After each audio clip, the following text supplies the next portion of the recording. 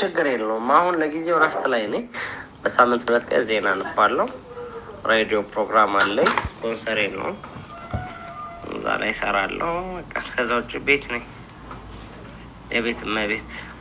ምን ተፈጥሮ ነው ፌስቡክ ላይ ፓስዋርድ ተሰርቄ ነው የሚል አጭር ጽሁፍ አይቻለሁ ከአንድ ቀን በፊት የጻፍከው?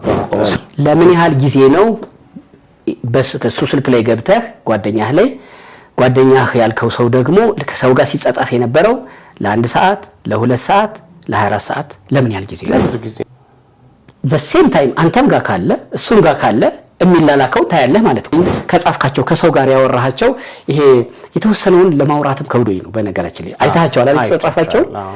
ወደ ሰሞናዊ ጉዳይ ልመጣ ነው። ምን ተፈጥሮ ነው ፌስቡክ ላይ ፓስዋርድ ተሰርቄ ነው የሚል አጭር ጽሁፍ አይቻለሁ ከአንድ ቀን በፊት የጻፍከው? እሱን በዝርዝር እንድታወራ ይፈልጌ ነው። ሶፎኔ ያስዋሲው። እሺ ተክሌ ቴንክ ዩ። ያው ብዙም ማለት አልፈልግም፣ ግን ምንድነው የኔን ፓስዋርድ በሌላ ሰው ሞባይል ቀፎ ገብቼ ነበር ከዚህ በፊት። ያ ሰው ነገር ውስጥ የለም። ሰሞኑን እኔም አየሁኝ ፌስቡክ ላይ ተፖስቶ የተለያዩ ቴክስቶችን ሲላላክ የነበረ ሰው አየሁኝ። ለጊዜው ትንሽ ደንግጬ ነበር ምንድነው ምናምን ብዬ። በኋላ ላይ ግን ነገሮችን ማገናዘብ የሚባል ነገር አለ። እንግዲህ ይሄ ቪዲዮ ከዛሬ 2 ወር በፊት ነው ዩቲዩብ ላይ የተለቀቀው እና ከዛን ጊዜ ጀምሮ ነው ማስረጃዎች መውጣት የጀመሩት እና እዚህ ቪዲዮ ላይም የተወሰኑ ማስረጃዎች አሉ። እስቲ አብረን እናያለን። በዛ ረገድ ለራሴን አረጋጋው። ከዛ ፌስቡክ ላይ ጻፍኩኝ ከኔ ቁጥጥር ከኔ እንትን ውጪ የሆነ ፓስዋርዱን በሱ ሞባይል ገብቼ ነበር። እሺ ገብቼ ነበር። እሺ አልወጣሁትም። በቃ በዚህ አጋጣሚ ሰው ይጠንቀቅ። ፌስቡክ እንደዚህ የግል እንትኖች በሰው ሞባይል መግባትም አስፈላጊ አይደለም። ለምን ያህል ጊዜ ነው በዚህ መንገድ የተጻጻፈው? እንደገና ደግሞ መቼ ምን ያህል ጊዜ ነው ፌስቡክ ፓስዋርድ ሁለት እሱም ጋር ይሰራ ነበር አንተም ጋር ይሰራ ነበር? አዘም ታይም እንጽፍ ነበር። በጣም ጥሩ። ስለዚህ እዚህም ይጻፍ ከነበረ አንተ ከዛ ምን አደረከው? ፓስዋርድ ቀየርክ። እሺ ለምን ያህል ጊዜ ነው ይሄ ረሳሁት? እኔ በሱ መግባቴ ረስቼው ነበር። ለምን ያህል ጊዜ ነው በሱ ስልክ ላይ ገብተህ ጓደኛህ ያልከው ሰው ደግሞ ከሰው ጋር ሲጻጻፍ የነበረው ለ1 ሰዓት ለ2 ሰዓት ለ24 ሰዓት ለምን ያህል ጊዜ? ለብዙ ጊዜ ነው። ምን ያህል ጊዜ? ለምሳሌ በጣም ረጅም ጊዜ እንዳልኩ ከዚህ ሀገር እስኪወጣ ጊዜ ድረስ እንግዲህ እየተጠቀመበት ነበር ማለት ነው። ፖስቶች አይፖስትም እንጂ ኢንቦክስ ያደርጋል እንደዚህ። በኋላ ላይ ፓስዋርድ መቀየር የሚባል ነገር አለ። እኔ ጋር ስለሆነ አንዱ ጊዜ ሊስታው ቢቀይረው ኖሮ ፓስዋርዱ ቀይሮ መጠቀም ይችላል። በኢሜል አሁን እዚህ ጋር ተሳሳተ። አካውንቴ በኢሜል ነው የተከፈተው አለ። እንደገና ደግሞ ፓስዋርዱን ቢቀይረው ሰለ እና ፓስዋርድ ሲቀየር ኮንፈርሜሽን የሚልከው ወደ ኢሜል ሆነና እዚህ ጋር የተናገረው ነገር ልክ አይደለም። ሶፎኔስ ስልክ መጀመሪያው በኢሜል ስለዚህ በኢሜሉ አንተ ጋር ከሆነ እንዴት ሊቀይረው ይችላል?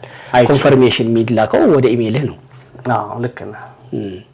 ኦኬ the same time አንተም ጋር ካለ እሱም ጋር ካለ የሚላላከው ታያለህ ማለት እኮ ነው። አንተም ጋር ይደርሳል እሱም ጋር ይደርሳል እና ይሄ ሁሉ ሲሆን አንተ ወደ ብሎክ አረኩኝ እኮ ምኑን አስተካከልኩኝ ገብቼ ፓስዋርድን ቀይር። ይሄ ሁሉ ሲጻጻፍ ወዲያው ስትለይ ቆየ ማለት ነው። በጣም ረጅም ጊዜ ሌላው ይቀርሽ ድምጽ አሁን የድምጽ ቴክስት አለ አንተ ጋር በድምጽ ለሰው የላከው ሰላምታዎች ምናምን ነበሩ። እሺ እኮ ያንተን ድምጽ ከየት አገኘው? ድምጽም ሀካ ይደረጋል። የራሴ ነው እሱማ የራሴ ድምጽ ነው። የራሴ ድምጽህም ላይ ተገቢ ያልሆነ ነገር ሰምቻለሁ ብዬ ነው። ወይላ ታዋክ እስቲ ያሰማ። እሺ ችግር የለውም። አሁን ለጊዜው እረፍት ላይ ነኝ። በሳምንት 2 ቀን ዜና አነባለሁ። ሬዲዮ ፕሮግራም አለኝ። ስፖንሰሬ ነው። እዛ ላይ እሰራለሁ። ከዛ ውጭ ቤት ነኝ። የቤት እመቤት ይላል ማለት ነው። ቤት ቁጭ አይስት የሚቀመጥ ማለት ነው። እናቶቻችን የቤት እመቤት አይደል? ተቀመጣለች ቢዚ እና አካውንቴ ተጠልፏል ባለ ሰዓት ነው ይሄ ድምጽ የተላላከው ማለት ነው። እና ድምጹንም አካረገውት ነበር ያስብላልና ብቻ የሚገርም ነው። እስቲ እንዴው ደስ ይለኝ ነበር። ድሮ በጣም ቢዚ ነበር። በዚህ አውድ ነው የተረዳኸው? የቤት እመቤት ሌላ ምን ትርጉም አለው? እሺ አንተ ደግሞ ሰንጥቅ አይደለም። ሌሎቹ ቴክስቶችም አሉ እንደዚሁ እና ለምሳሌ አሁን እዚህ ጋር የቤት እመቤት ስትል አንድ ኢንተርቪው ላይ ደግሞ በጣም ቆንጆ ነበርኩ ሚላየው ሸበላ እንደውም የወንድ ቋንቋ ነው። ቆንጆ ግን የሴት ቋንቋ የሴትና አውሰም ወንድ ልጅ አውሰም ነው የሚባለው። ግን ራሱ ቆንጆ ነበርኩ ሚል ቃል ተጠቅመህ ሁሉ ስታወራ ሰማሁና ቁንጅና፣ መዋብ፣ መኳኳል እንደዚህ የሴት ቋንቋዎች ናቸው። ከቋንቋ ግድፈት ነው። አዎ አይ ኖርማል ቋንቋ ነው። የጋራ መግባቢያ ቋንቋ ነው። የጋራ አይደለም። እኔ ለምሳሌ አውቃለሁ። እኔ ወንድ ቆንጆ ነኝ ሲል አላልፍም። ልክ አሁን እንደጠየቁ ምን ማለትህ ነው እለዋለሁ። ተው እንጂ ቆንጆ ወንድ ቆንጆ ሴት ነው። ሴት ናት ቆንጆ የምትባለው። ቁንጅናዋም ተብሎ የሚገለጸው በነገር ላይ የሴት ልጅ ቁንጅናዋ ድንግልናዋ ነው አይደል? ስለዚህ ቁንጅና ለማን የተሰጠ ነው? ለሴት ማለት ያደላል አይደለም፣ ተፈጥሯዊ ነው። በአንተ ቋንቋ ኢንቦርን ነው፣ የሴት ቋንቋ ነው። የሴት ቋንቋ ጠቅሰህ ራስህን ቆንጆ ነበርኩ እንዲህ ነበርኩ ምናምን ስትል ሰማሁ። እዚህ ጋር ደግሞ የቤት እመቤት ነኝ ስትል ሰማሁ እና የተወሰነ እንደንትንም ስላየሁት ነው ተልኮልኝ ከጻፍካቸው ከሰው ጋር ያወራሃቸው ይሄ የተወሰነውን ለማውራትም ከብዶኝ ነው። በነገራችን ላይ አይታቸዋል አይደል? ተጻጻፋቸው በእኛ ማህበረሰብ በጣም ዊርድ ብቻ በጣም ኑር ነው፣ ሰቅጣጭ ናቸው። አቻ ቃልም አይኖራቸውም። እነሱ የጽሁፉን አይቻቸዋለሁ ግን አልደግመውም። እኔ እነሱ ሁሉ ባንተ የተጻጻፉ ናቸው። እንደገና ይሄን የላኩ ሰዎች ደግሞ የላኩልኝ የተጻጻፍካቸው ሰዎች ደግሞ በግልም ኮንታክት አድርገውኝ ነበረ። ረጅም ጊዜ እንደዚህ የሚሰሩ ሰዎች ናቸው እና እኔንም እንዲህ ብሎኛል እያሉ ላኩልኝ። አየሁት። ለዛ ነው የጋበዝኩህ። ስለዚህ አሁን አንተ ደግሞ ከእጄ ቁጥጥር ውጭ ሆኖብኝ ነበር አልከኝ።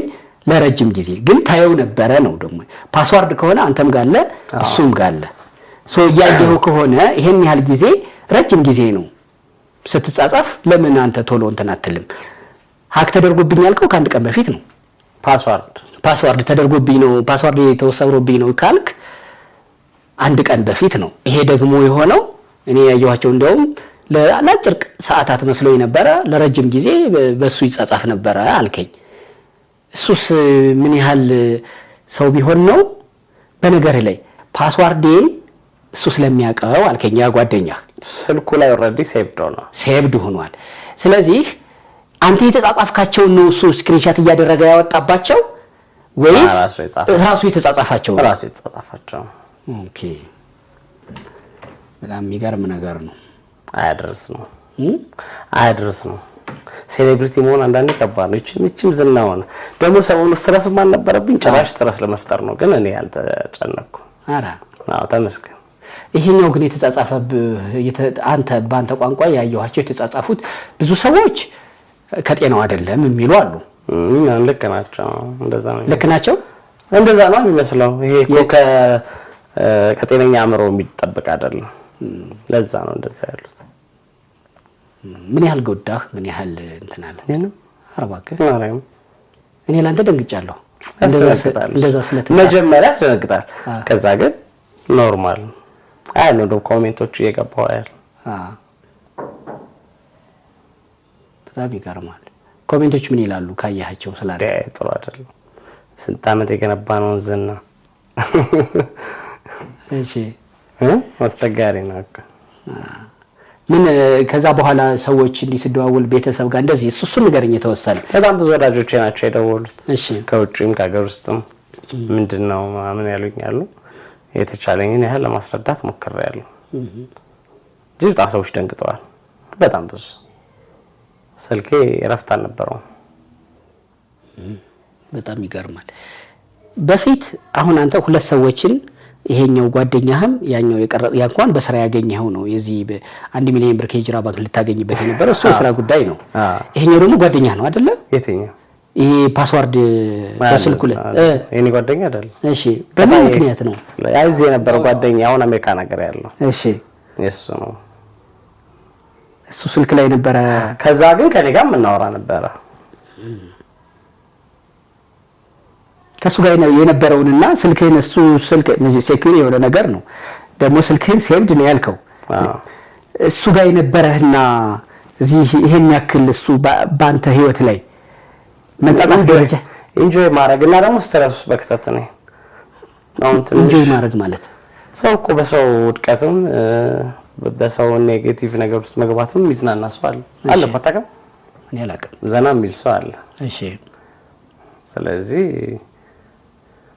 እንግዲህ ከረጅም ጊዜ በኋላ ነው ወደ ስራ የተመለስኩት ቴሌቪዥን ዜና ማነበው ሬዲዮ ፕሮግራም ሰራው ከረጅም ጊዜ በኋላ እሺ ከሞዶ ሙያ ርቄ ነበር ስለዚህ አመልሼ ደግሞ ትንሽ ስትረስፉል እንደሆነ የታሰበ ጥቃት ሳይበር ጥቃት እሺ ይመስለኛል በሌሎች በኩል ግን ደግሞ አንተ ነህ ምክንያቱም የባንክ አካውንት ሁሉ የምትልከው ያንተን ነው የባንክ አካውንት እኮ ይፋ ሆኗል ከዚህ በፊት የታመምኩ ጊዜ ይፋ ሆኗል ሰዎች እንዲያግዙ ስለዚህ ለምሳሌ አሁን ከሰዎች ጋር ተጻጽፎ ያንተን አካውንት ከላከ የሚገባው ወደ አንተ አካውንት ነው ስለዚህ አንተን ትጠቀማለህ ማለት ነው እንዴት አንተን ለመጉዳት በኔ መጉዳት ለመዝናናት እንዴት ትለኛለህ ብዬ እንግዲህ ከዛው ውጪ ልረዳው አልቻልኩም አንተ እንዴት ተረዳው እኔማ ጠያቂ ነኝ እንዴ እነዚህ ተጻጽፎ አንተ የተጻጻፈ እኔ ከሶፎንያስ ጋር ተጻጽፌ እንዲህ ብሎኛል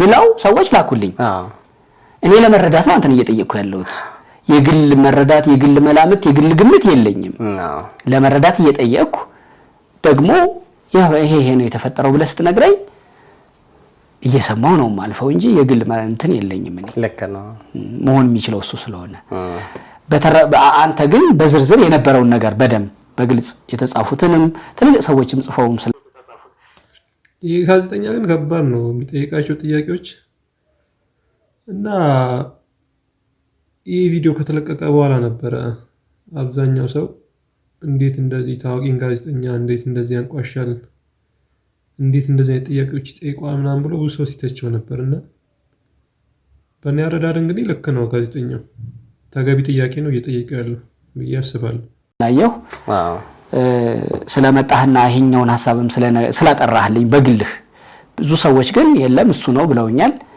አንተ ደግሞ አይ መጣቸው የላኩልኝ ሰዎች ማለት ነው ምን ታረጋል ሰው እኮ እንዳመነው አሁን እንደዚህ ነው ብለህ ሰው ማስረዳት ራሱ ሁሉም ሰው ራሱ የሚያስበው ነገር አለ እሺ ስለዚህ መስጠት ነው እድሉ በደንብ በራሱን አስተያየት እንዲሰጥ ለምን እንዲያስብካት ተለም ሰው ሐሳቡ እኮ መነሻ አለው አንተ የተጻጻፍከው አንተ ያልከውን ይዞ ነው ሰው የሚያወራው ዝም ብሎ ከመሬት ተነስቶ አይደለም ሰው እያሰበ ያለው ስለዚህ ለማሰቡ እንዲህ ለመናገሩ ምክንያት ሆነሃል አንተ ከቻልክ ኢትዮጵያውያን በዚህ መንገድ እንደውም አንዳንድ ሰዎች ቀለል አድርጎ በእንዲህ አይነቱን አስተሳሰብ በሴሌብሪቲ ሰዎች ስም ከሴሌብሪቲዎች ጋር ነው እንትን የሚሉትና እሱ ያወራው ነው በትክክል ያሉኛሉ በሌላ በኩል አንዳንድ ሰዎች ደግሞ አይ እሱን ማገዝ ነው ከጤናው ነው አሁንም ቢሆን እኔ እየጠየቅኩ ያለሁት ባለፈው የተወሰነ አሞህ እንደዚህ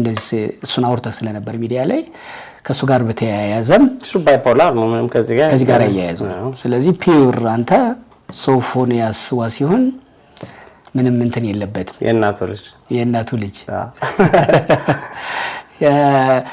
የአባቱ ልጅ ለምን አላልክም አባት በልጅ ስለማላቅ እህት ወንድም አለ ሁለት እህቶች አሉኝ በአባቴ በኩል ብዙ ልጆች አሉ ካንተ በፊት አዎ ታላላቅ የመጨረሻ ልጅ ነኝ ኦኬ እሺ 85 ዓመተ ምህረት ፍሬ ነኝ 85 እየሰራ ነው ይሳው ይቀርብና እኔ 78 ስለሆንኩ ትንሽ ይበልጣል እንዴ እሺ 40 ዓመት ነው ማለት ነው እንዴ ኦልሞስት አርጅታ እየሰራ ስለሆነ አረጃት እሺ እና ሁለት እህቶች አሉኝ በዚህ አጋጣሚ እህቴን አመሰግናታለሁ ባይፖላር መሆኑን የለየችው ሂሩት ነች ባይፖላር ነው እዚህ ጉዳይ የሙድ መዛነፍ ነው ተወዳታ ያስፈልገዋል ብላ እሷ ነች እንጂ በነገር ላይ አይታወቅም የዚህ የአእምሮ ጤና ጉዳይ በደንብ መሰራት አለበት እንደማየው ከሆነ ሰው ቶሎ አይለይልህም በቃ ባህሪው ነው ምናምን ተባላል እኔ ደግሞ ባህሪ ቀሽቀሽራለሁ ትንሽ ስለዚህ እንደ ኖርማል ነው የተወሰደው ግን አይደለም እና እህቴን በዚህ አጋጣሚ የሕክምና ባለሙያ ነች እሷ ቴንክ ዩ ማለት ፈልጋለሁ። ዋው ይሄ ሰሞኑን እንትን ካለ በኋላ ማገኘሃት ዛሬ ትናንት? አዎ እንደዋወላለን። እሺ እያየችው ነበር፣ ኮሜንት አደረገች። በቃ ምንም እንዳታስብ እንዳትጨነቅ አለች። ምክንያቱም ስትረሳም ሰው ነኝ። የሚገርም ግን በፊት እኮ ስትረሳም አልነበርኩም። እሺ የቅርብ ጊዜ ወዲህ ነው በቃ በትንሽ ነገር በቃ መናደድ መበሳጨት የጀመርኩት። ምን አተህ ነው የሆነ ቦታ ላይ ህይወትህ በቃ ብር ሚሊዮን አቶ ሚሊዮን አጣዋቸው። ብር ማጣትህ ነው እንደዚህ ተናዳጅ ያደረገህ? ጥቅም ላገኝ ስል ጫፍ ላይ እንዲህ ሊይዘው ስል መጥቶ የሆነ ሰው ምን ትፍ እንደማደርግ እኮ ነው እሱን ያናደደ ያበሳጭ አንተ በሚሊዮን ብር አትድንትን ትላለህ። ያን ያክል እኔ እንትን አይደለም። ምክንያቱም አቅሜን አውቀዋለሁ። 10 ብር ማግኘት ካለብኝ ለ10 ብር እሰራለሁ። ብሩን ካገኘሁት ደስ ይለኛል። ካላገኘሁት ደግሞ ኦኬ ብሩን ሊያስገኝ የሚችል ጥረት አላደረኩም ማለት ነው ብዬ ሌላ አቅም እጨምርበታለሁ ወይ መንገድ እቀይራለሁ። የኔ ህይወት እንደዛ ነው። ሁለት ነገር ነው። ብሩን ለማግኘት እሰራለሁ። ካገኘሁት ያን ያክል ሰርፕራይዝ አልሆንም፣ ምክንያቱም ለማግኘት እንደሆነ የምሰራው አውቃለሁ። ካጣሁት ደግሞ የሰራሁበትና የፈለኩበት መንገድ ልክ አይደለም። ስለዚህ በተለየ ልጨምር ሐሳብ ብዬ የመጣሁበት መንገድ ነው ያላስገኘኝ ብዬ መንገድ እንግዲህ እንዳያችሁት ነው ቪዲዮን። ይሄ ቪዲዮ ከዛሬ 2 ወር በፊት ነው የተለቀቀው። የዛኔም ደህና አልነበረ። እኔ እሱን ላይ መፍረድ አልችልም፣ ምክንያቱም ታሞ ነበረ። አይምሮ ልክ አይመስለኝም። አይምሮ ሕክምና ያስፈልገዋል ብዬ አስባለሁ። እና ፈጣሪ ጨርሶ ይማረው፣ እግዚአብሔር ይርዳው ነው ማለት የምችለው። እንግዲህ ሼር፣ ላይክ፣ ሰብስክራይብ ማድረግ እንዳይረሳ።